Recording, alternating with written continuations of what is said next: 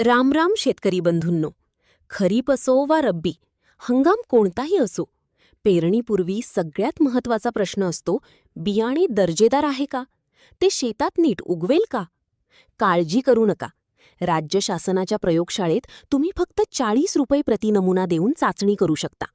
पण जर तिथे जाणे शक्य नसेल, तर तुम्ही घरच्या घरी गोणपाट पद्धतीने म्हणजे गनी बॅग मेथड, अगदी सोप्या पद्धतीने बियाण्याची उगवण क्षमता तपासू शकता. चला तर मग जाणून घेऊया ही पद्धत.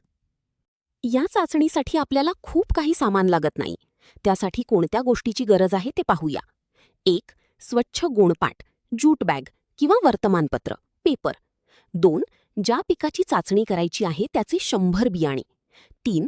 पाणी, एक स्प्रे बॉटल असल्यास उत्तम. आणि ही चाचणी ठेवण्यासाठी एक सपाट जागा.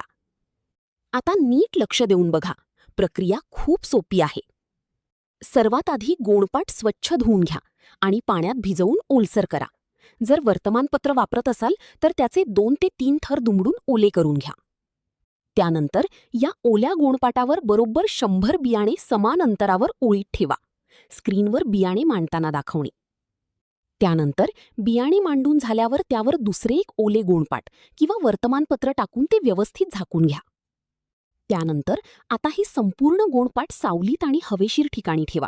लक्षात ठेवा, यावर थेट सूर्यप्रकाश पडता कामा नये.